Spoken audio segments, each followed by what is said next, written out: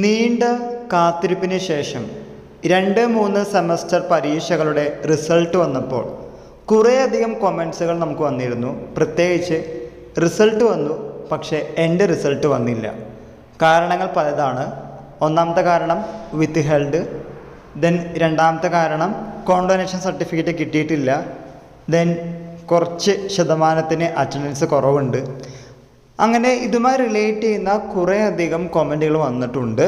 ആയതുകൊണ്ട് ഞങ്ങളുടെ റിസൾട്ട് വരാൻ എന്ത് ചെയ്യണമെന്ന് ചോദിച്ച് പലരും നമുക്ക് കമൻറ്റ് ചെയ്തിരുന്നു. ഇനി നമുക്ക് ചെയ്യാൻ പറ്റുന്ന കാര്യങ്ങൾ പറഞ്ഞു തരാം.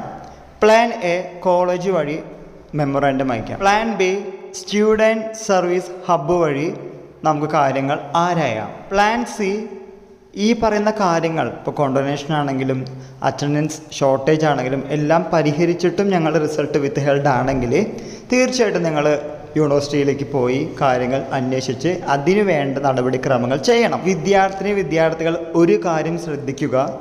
3, 4, 5, 6 സെമസ്റ്റർ പരീക്ഷകൾ ഏതെങ്കിലും തോറ്റു കഴിഞ്ഞാൽ, സപ്ലിമെൻ്ററി കിട്ടിക്കഴിഞ്ഞാൽ നമ്മൾ ജൂനിയേഴ്സിനൊപ്പമേ എഴുതാൻ സാധിക്കൂ. അത് 1 ആണെങ്കിലും 2 ആണെങ്കിലും അങ്ങനെ തന്നെ.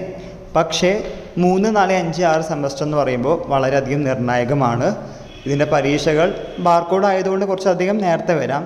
എന്നിരുന്നാലും ജയിച്ച പരീക്ഷകൾ ചില കാരണങ്ങൾ കൊണ്ട് എനിക്ക് റിസൾട്ട് വന്നിട്ടില്ല എങ്കിൽ അതിൻ്റെ നഷ്ടം നിങ്ങൾക്ക് തന്നെയായിരിക്കും. പരിഹാര മാർഗവുമായി മുന്നോട്ട് പോകേണ്ടത് വിദ്യാർത്ഥികളുടേതാണ്. ആ കാര്യം മനസ്സിലാക്കി മുന്നോട്ട് പോവുക. നാളെ ശിവരാത്രിയാണ്, ദെൻ സെക്കൻഡ് സാറ്റർഡേ ആണ്, ദെൻ സൺഡേ ആണ്. അതുകൊണ്ട് ഈ 3 ദിവസം അവധിയായിരിക്കും. പിന്നെയുള്ള ദിവസങ്ങൾ വളരെയധികം കാര്യക്ഷമതയോടുകൂടി ഉപയോഗിച്ച് നിങ്ങളുടെ റിസൾട്ടുകൾ വരുത്താൻ ശ്രമിക്കുക.